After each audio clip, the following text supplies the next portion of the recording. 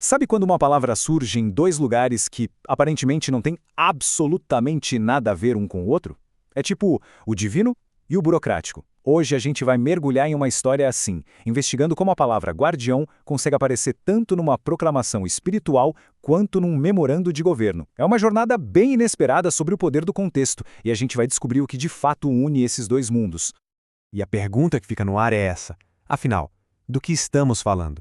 É um mandato que vem do divino ou é só mais um papel, um memorando de governo? Como é que uma única palavra consegue servir para duas coisas tão, mas tão diferentes?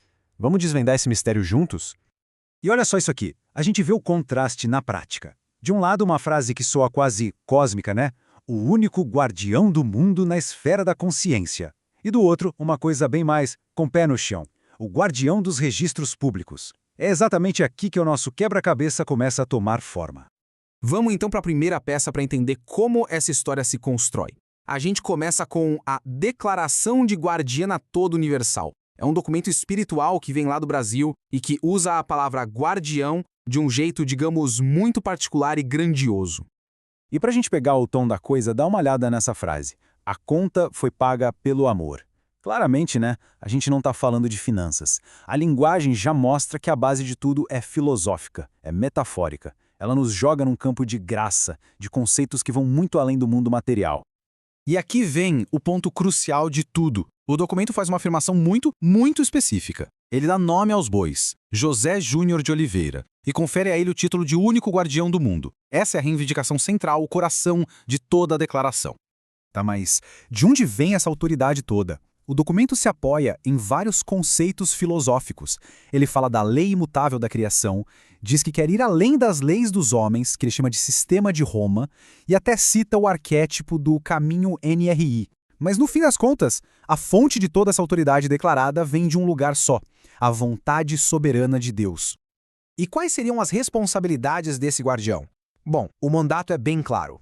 Ele tem que ser um canal para uma filosofia específica, garantir que todo o seu trabalho seja de graça, sem cobrança, atuar como se fosse um documento vivo dessa verdade e, por fim, guiar a humanidade numa grande transformação espiritual. É um papel de guia, sabe? Não de governante. Certo, agora, respira fundo, porque a gente vai mudar de rumo completamente. Vamos sair do Brasil, deixar a esfera espiritual de lado e aterrissar direto no Reino Unido, num contexto super formal, legal, governamental. Vamos conhecer o nosso segundo guardião. Então, o que é esse Keeper of Public Records, ou guardião dos registros públicos? Bom, aqui não tem nada de metafórico. É um cargo público, oficial mesmo, nomeado pela monarquia britânica. A função dele? Administrar registros e direitos autorais que pertencem à coroa, lá nos arquivos nacionais. E para a gente entender o papel desse guardião, a gente precisa sacar o que é o tal do Crown Copyright. Basicamente, são os direitos autorais de tudo que o governo britânico produz. E o trabalho desse guardião é justamente gerenciar toda essa propriedade intelectual em nome da coroa. Sendo assim, o ponto principal desse documento do Reino Unido é a sua função, que é puramente administrativa. O objetivo é dar a outros órgãos do governo a permissão para licenciar o uso de materiais da coroa, principalmente quando o caso não se encaixa nas regras normais. É um memorando sobre delegação de poder, bem diferente de guiar a consciência da humanidade, né? Chegou a hora da verdade, de juntar todas as peças. A gente viu um guardião, digamos, cósmico e um guardião totalmente burocrático. Agora, vamos colocar os dois lado a lado para entender de vez como a mesmíssima palavra pode viver em dois mundos tão, mas tão distantes. E olha, este quadro aqui deixa tudo cristalino. A fonte da autoridade. De um lado, Deus. Do outro, a coroa britânica. O papel. Um é conduto espiritual. O outro é administrador de direitos autorais. O escopo, um fala da consciência universal, o outro dos arquivos do Reino Unido. O mistério, então, está resolvido. São dois conceitos radicalmente diferentes que, por um acaso do destino, usam a mesma palavra. Isso tudo nos leva à nossa conclusão.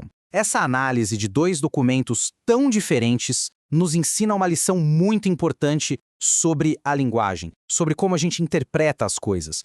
A conclusão é essa, preto no branco.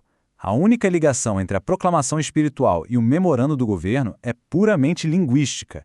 É só a palavra, não tem nenhuma outra conexão. Os significados, as fontes de poder, os objetivos, cada guardião existe numa realidade completamente separada. E isso nos lembra que o contexto não é só importante. O contexto é tudo. Isso nos deixa com uma pergunta para a gente pensar. O que acontece quando esses mundos tão diferentes se esbarram na linguagem? Quando a palavra que descreve um funcionário público é a mesma usada por uma figura quase messiânica. Isso mostra o quão fluida e poderosa a linguagem pode ser, capaz de construir tanto impérios espirituais quanto estruturas de governo. O que mais será que está escondido nas palavras que a gente usa todo dia sem nem pensar?